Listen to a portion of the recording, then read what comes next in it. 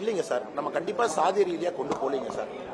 அதாவது அண்ணன் முருகன் அவர்கள் பாராளுமன்றத்தில் பதில் சொல்றாங்க. சரி, பதில் சொல்றாங்க. அந்த பதில் சொல்றதை ஏற்கிறதும் ஏற்காததும் ஒரு சீனியர் லீடர் டிஆர் பால் அண்ணனுக்கு ஓகே.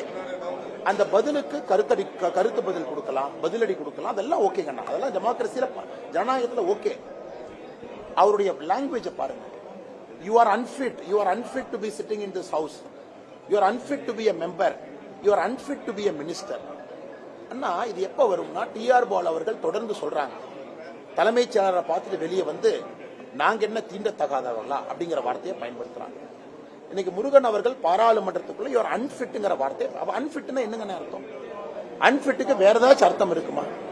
அதனால் எங்களை பொறுத்தவரை தமிழக மக்களும் அதை வந்து ஆமோதிக்கிறாங்க, பார்த்திருக்கிறாங்க.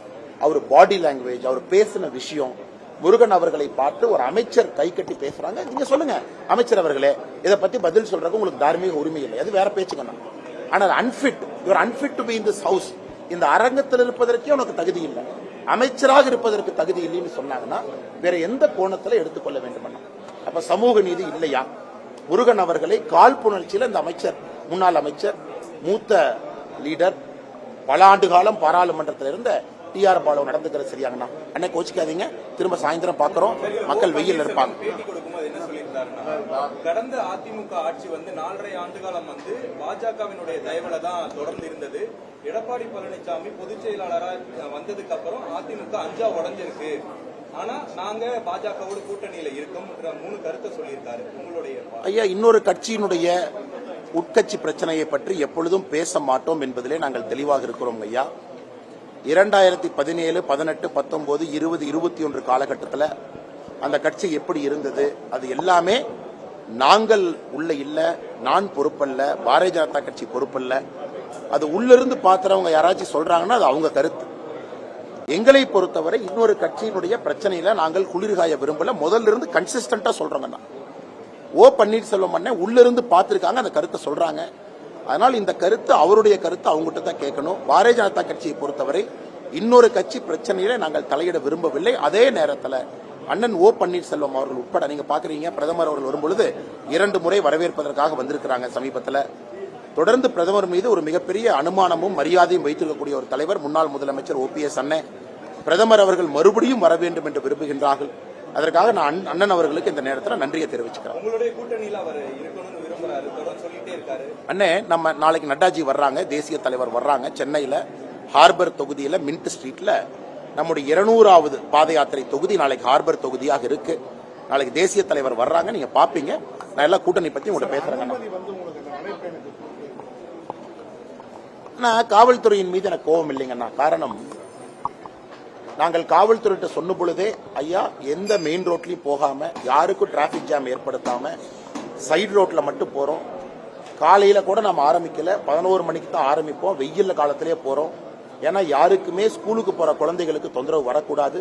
எல்லா சைடு ரோடு ரூட்டை நீங்களே போட்டு கொடுங்க, நாங்க கூட இந்த ரூட் வேணும்னு கேட்கலாம். அதே நேரத்தில் காவல்துறைக்கு தர்ம சங்கடங்கள் இருக்கு.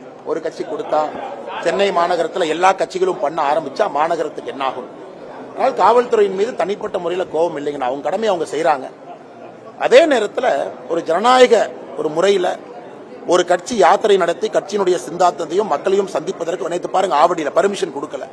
வந்த கூட்டத்தை சமாளிப்பதற்கு அவ்வளவு ஒரு மாற்றுத்திறனாளி நண்பர் சைக்கிள் உடைஞ்சு அவங்கள சரி பண்ணி ஒருத்தரையும் பார்த்து இந்த மாதிரி அசௌரியம் வருது. எல்லாரையும் ஒரே இடத்துல கூட சொன்னீங்கன்னா கூட்டம் அதிகமாகும் பொழுது அசௌரியம் வருது.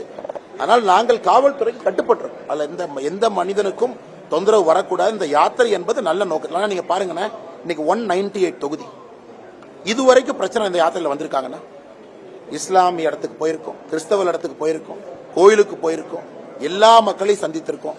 தமிழ்நாட்டில் ஒரு யாத்திரை பிரச்சனை இல்லாம ஆண்டவனுடைய அருள்ல 195 தொகுதிகளை தாண்டி இன்னைக்கு 198 வச்சிருக்கோம்னா அவ்வளவு கேர்ஃபுல்லா அதை பண்ணிருக்கோம். ஆம்புலன்ஸ்க்கு வழி விடுறதுல இருந்து எங்கேயும் நம்மால் பிரச்சனை வரக்கூடாது. ஒரு ஸ்கூலுக்கு ஒரு குழந்தை லேட்டா போகக்கூடாது, கவர்மெண்ட் பஸ் டிலே பண்ணக்கூடாது. அதுக்குன்னே தனி டீம் போட்டு அவ்வளவு கேர்ஃபுல்லா பண்ணிருக்கோங்கண்ணா. அதனால் சென்னையிலே நாங்கள் கெட்ட பெயர் வாங்க விரும்பல. அது வந்து ரொம்ப தெளிவா இருக்கும்னா. அதே நேரத்தில் அனுமதி பொதுக்கூட்டங்களுக்கு கொடுத்திருக்காங்க. அதாவது எந்த யாத்திரையும் கூட சென்னையிலே பொதுக்கூட்டமாக நடத்தி கொள்வதற்கு நேற்றே அனுமதி கொடுத்துட்டாங்க. ஆவடியில நீங்க பொதுக்கூட்டம் நடத்திக்கங்க, இன்னைக்கு பூனமல்லியில பொதுக்கூட்டம் நடத்திக்கங்க. அதற்கு நான் காவல்துறைக்கு நன்றியை சொல்லிக்கிறேன். ஆனா எல்லா அரசியல்ல எல்லா விஷயத்தையுமே நாம் ஒரு சண்டையா போட்டு எடுத்துட்டு போக கூடாதுன்னா, எங்களுக்கு தேவை மக்களை சந்திப்பது. காவல்துறை இன்னும் யோசிக்கலாம், பிரச்சனை இல்லாம இந்த யாத்திரை எங்களால் நடத்தி காட்ட முடியும். அதே நேரத்தில் இதனால் சென்னைக்கு ஒருவருக்கு கூட ஒரு தர்ம சங்கடம் வந்து நல்லா போற யாத்திரையில் ஒரு கெட்ட பேர் வரக்கூடாது என்பதிலே நான் தெளிவாக இருக்கிறேன்.